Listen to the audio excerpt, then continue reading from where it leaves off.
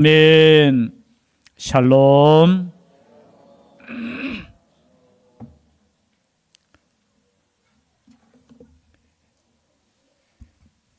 금요기도에 오신 분은 아시겠지만 제가 안경을 바꾸었습니다. 표시납니까? 별로 관심이 없어가지고. 그런데 멀리는 이제 잘 보이는데 제가 옛날에는 뿌옇게 보였거든요. 지금 안경과 옛날 안경을 이렇게 비교해서 그때 이제 안경점에 가니까 써보게 하는데 뿌옇게 보이더라고, 진한 안경. 근데 진한 안경은 이렇게 성경을 보면은 이렇게 성경은 또 잘 보였어요. 근데 지금은 여러분의 얼굴에 점까지 이제 다 보이거든요. 그런데 이게 제가 죄송한데 이게 초점이 다초점이 아니어서 글씨는 지금 막 두 개로 보이고 그렇습니다. 혹여나 제가 성경 읽을 때 당분간 일단 적응을 해보려고요. 당분간 혹시나 조금 이렇게 아가 어가 되고 그러더라도 조금 이해하시면 좋겠습니다. 새벽기도 때가 제일 힘들어요. 지금 이렇게 보니까 글씨가 희미하게 잘 안 보여가지고 보려면 이렇게 봐야 됩니다. 잘 보여요. 여러분 눈이 좋은 것도 복인 줄 믿습니다. 눈 좋으실 때 여러분 성경 많이 읽으셔요. 힘 있을 때 전도하시고 봉사하시고 그랬으면 좋겠습니다. 오늘 사사기 이제 첫 번째 사사 온니엘입니다. 제가 사사 다는 하지 못하고 몇 명만 이렇게 하려고 생각하는데요. 첫 번째 사사 이름이 뭐라고요? 이름이 온니엘입니다. 지금 여호수아는 이제 죽었습니다. 그리고 3장 1절에 나오는 말씀처럼 여호와께서 가나안의 모든 전쟁들을 알지 못한 이스라엘을 시험하려 하시며 전쟁을 알지 못한 세대가 되었다는 거죠. 여기서 전쟁은 어떤 전쟁을 말합니까? 가나안 정복 전쟁이죠. 여러분 혹시나 구약을 읽으면서 때로는 시험 들 때 있어요. 우리 하나님은 전쟁의 신인 것 같아. 싸우고 빼앗고. 여러분 그런 적 없습니까? 그리고 이 전쟁을 할 때 어떻게 하라고 했습니까? 다 진멸하라고 했어요. 진멸. 이걸 때 시험에 들 때 있어요. 솔직한 말로. 근데 이 진멸하다 이 뜻이 히브리 성경에는 헤렘이라는 단어를 씁니다. 진멸하다. 다른 말로 표현하면 진멸해서 하나님께 드리라라는 거예요. 즉 말해서 전쟁이라는 것은 단순하게 여러분 과거의 구약시대의 전쟁, 오늘날도 마찬가지겠죠. 전쟁하는 목적이 뭡니까? 전쟁하는 목적. 이겨가지고 정복해서 뭘 받아요? 전리품을 얻는 거예요. 자신의 나라를 위해서. 때로는 우리나라에 막 흉년이 지었습니다. 그러니까 우리 백성들이 굶어 죽게 되었으니까 어떻게 합니까? 굶어 죽을 바에는 옆에 있는 나라에 가서 빼앗는 거예요. 그게 정복 전쟁이죠. 그런데 가나안 전쟁은 여러분 그런 전쟁 아니에요. 다 태워버리고 하나님께 드리라는 거예요. 좀 이해되십니까? 그냥 인간의 욕심을 위해서 전쟁하는 거 아니라는 거예요. 그 땅을 그냥 차지해서 야 우리 잘 살자 그 전쟁이 아니에요. 가나안 땅은 하나님의 땅인데 그 땅 백성들이 죄악을 범함으로 말미암아 하나님께서 온전히 진멸해서 드리라는 거예요. 개인적인 욕심이 아니라는 겁니다. 그럼 제사도 마찬가지죠. 아까 찬양 중에 제단이라는 단어가 나왔잖아요.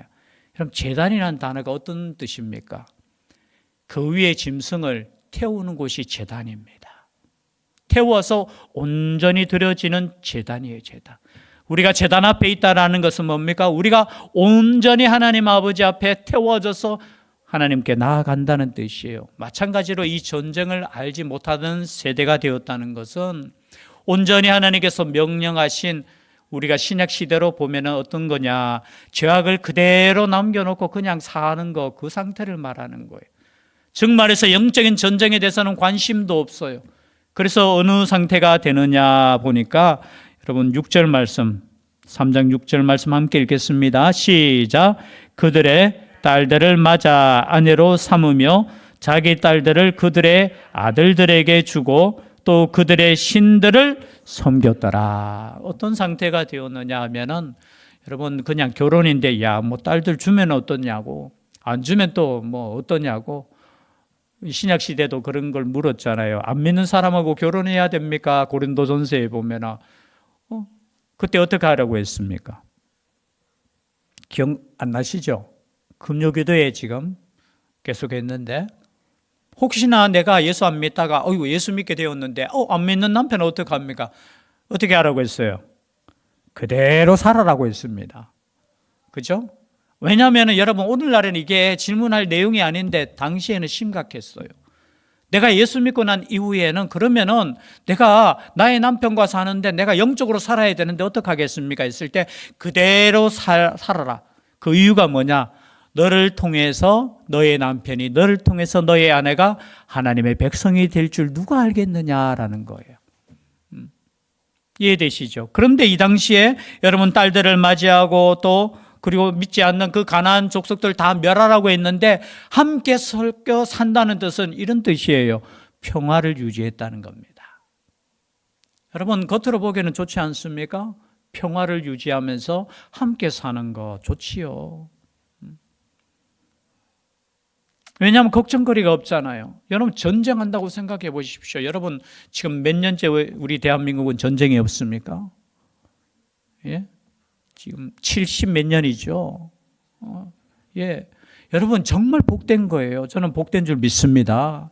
제가 제일 참 가슴 아픈 일, 전쟁하는 나라는 정말 여러분 또 우리 어른 시대는 전쟁을 경험한 시대이신 분들도 있잖아요.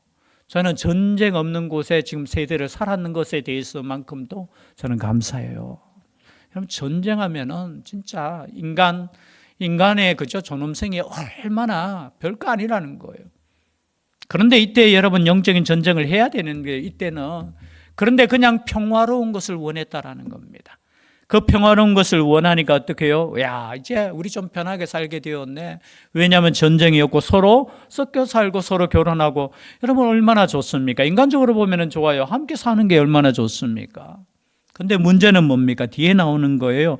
여러분 함께 섞여 살면은 결혼했으면 오히려 하나님을 믿는 백성들이 본을 보여서 그들이 하나님을 믿어야 되는데 뭘 섬겨요? 오히려 하나님을 믿는 사람들이 뭘 섬겨요? 다른 신을 섬기는 거예요. 여러분 하나님께서 이스라엘 백성을 가나안 땅에 들인 목적이 있잖아요. 그 목적이 뭡니까?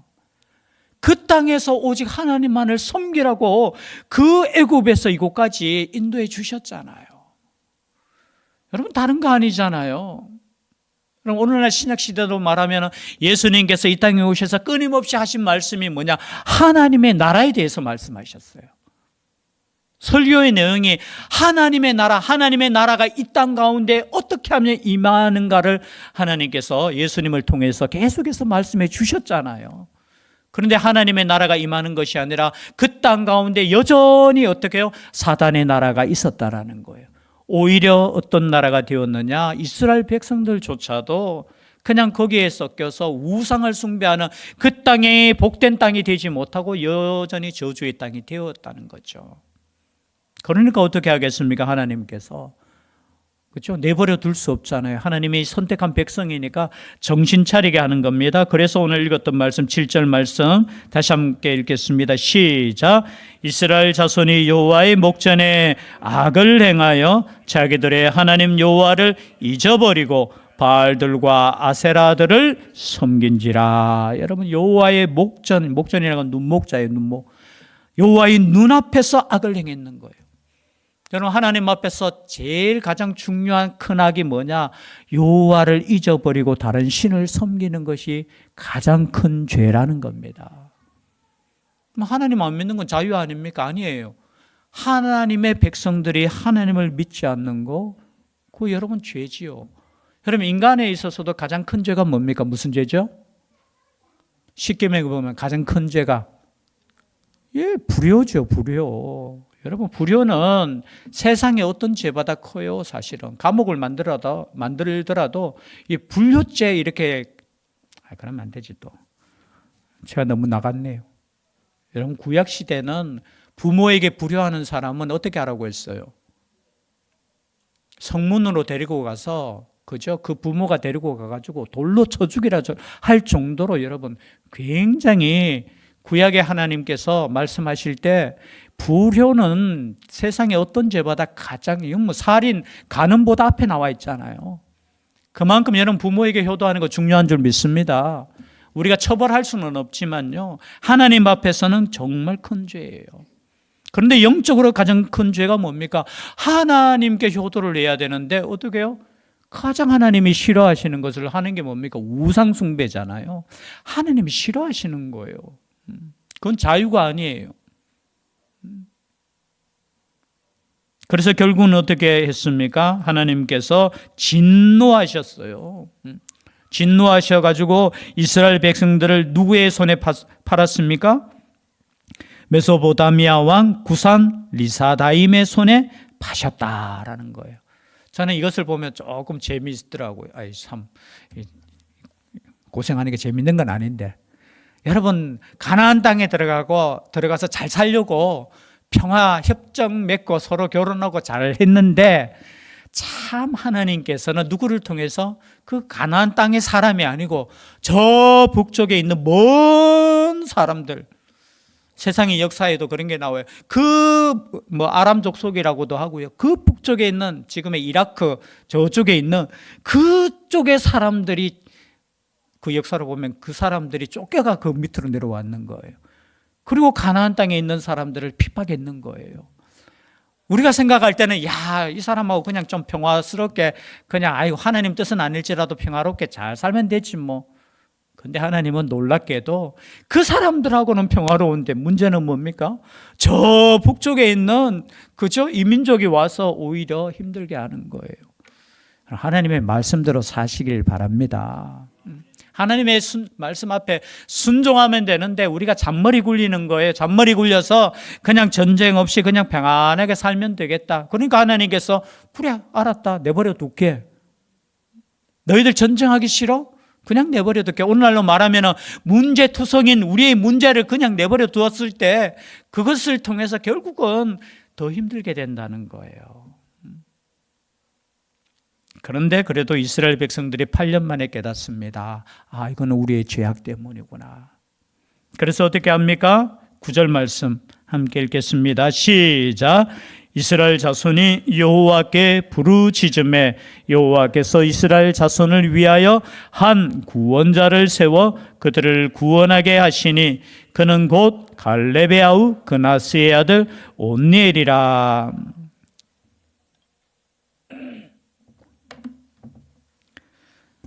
고난당하다가 8년 만에 어떻게 했다고요? 깨달았다는 거예요. 우리의 잘못이구나. 여러분 항상 문제 앞에서 우리가 나아가야 될 것은 우리의 잘못을 바라보는 거예요. 원래는 나쁜 놈이 누굽니까? 죄송한데 메소포타미아 왕 구산 리사다임 아닙니까? 그런데 그들이 깨달았는 것은 뭐냐? 우리가 여호와 앞에 잘못했다는 거예요. 그래서 여호와께 뭐 했다? 부르짖었다라는 겁니다. 여러분 문제 앞에 여호와 앞에 부르짖을 수 있기를 바랍니다. 부르짖다라는 단어 뜻은 뭐냐? 짜크라는 단어예요. 히브리어로는 진짜 부르짖는 걸 말해요. 이와 비슷한 말씀이 또 있죠. 예레미야 33장 3절에 보면 내게 부르짖으라 하고 있잖아요. 근데 그때는 사실은 짜크가 아니에요. 카라라는 단어를 써요. 그래서 우리가 신학교에서 공부할 때 그때 부르짖으라 하면 막 큰 소리로 부르짖는 것 같은데 사실은 그런 것이 아니고 하나님께 아뢰다 그런 뜻이고요. 여기 부르짖다는 진짜 하나님께 어떻게 해요? 외치는 걸 말해요. 여러분 고난이 있을 때 누구에게 외쳐야 됩니까? 하나님께 부르짖는 거예요. 고난이 오면은 때로는 우리가 낙심해가 기도조차 하지 않을 때 있잖아요. 그렇습니까? 안 그렇습니까? 기도조차 못할 때 있잖아요. 하나님께서 왜 이렇게 하셨습니까? 하나님의 주권에 그저 하나님께서 허락하시지 않으면 이런 고난이 나한테 오지 않았을 텐데 왜 하나님께서 이런 고난을 주십니까? 때는 그럴 수 있잖아요. 그러나 성경은 여러분 그럴 때 어떻게 하라? 하나님께 부르짖으라는 거예요. 하나님께 외치라는 거예요. 낙심하고 절망하는 것이 아니라 하나님께 부르짖으라. 욥기서 지금 우리가 새벽에 이제 끝나가는데요. 욥은 하나님께 부르짖어요. 하나님 내가 이 고통을 당하는데 내가 모르겠습니다. 하나님 왜 이러십니까? 나는 하나님께 이렇게 벌 받을 만큼 징계를 받을 만큼 나는 잘못이 없는데 왜 그럽니까? 라고 했는 거예요. 그거 괜찮아요. 그런데 친구들은 그 소리 딱 듣고 믿음이 좋은 친구들이었거든요. 어떻게 감히 인간이 하나님 앞에서 저렇게 하나님 왜 이러십니까? 라고 할 수 있느냐.